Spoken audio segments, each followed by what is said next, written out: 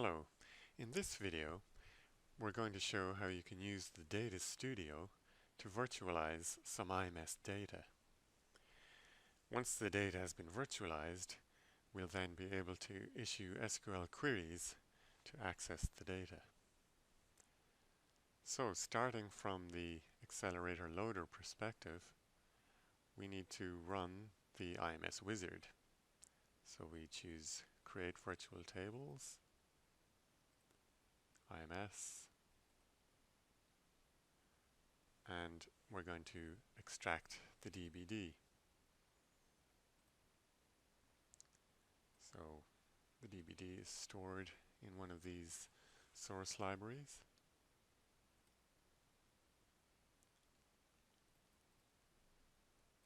Let's choose this DBD. On this page we can get an idea of the layout of the DBD. It's got several nestings of segments.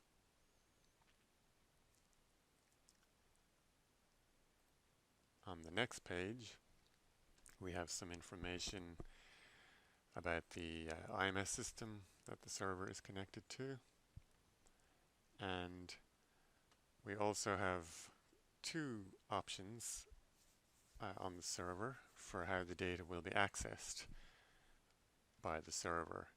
It will either use dbctl going through IMS, or there's the IMS direct protocol, which does essentially a raw read from the data files.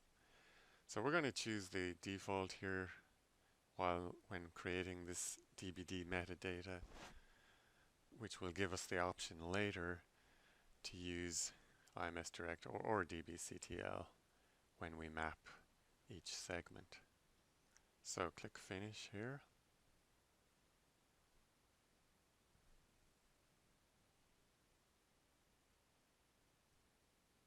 Now we're going to extract the associated PSB.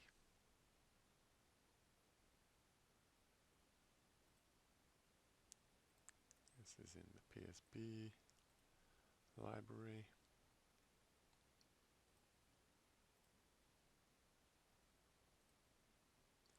And we can see the DBD name here refers to the one that we extracted earlier. And we click Finish. At this point, we're ready to map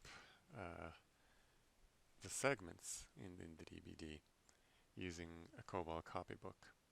So we click Create Virtual Table, and we give it a name.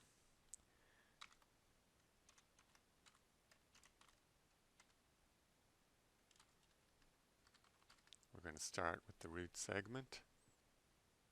The name that we specify here is going to end up being the table name in the SQL query that we would use to access the data. And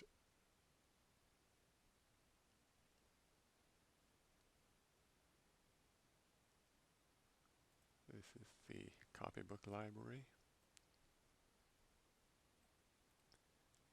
We get the layout for our root segment.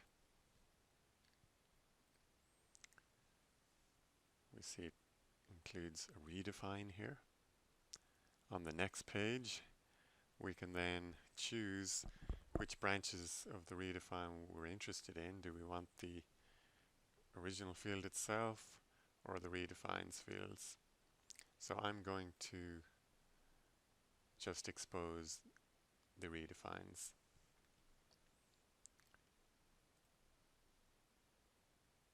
We choose the segment, and I'm going to go with the default for now of dbctl, and we click Finish.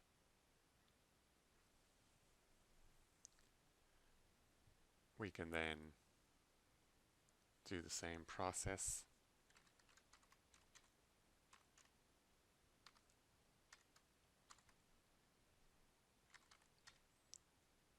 for the other segments that we're interested in.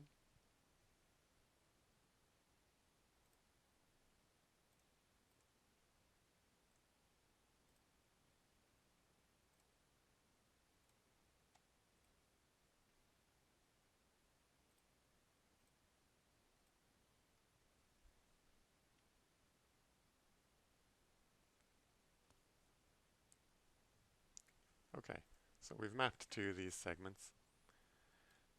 If we go up to our virtual tables tree, we can see our two tables are now available. We can run a quick sanity query against these tables. We have a preference in place to limit the number of rows to 1,000 that are displayed in the studio here. That's configurable in preferences.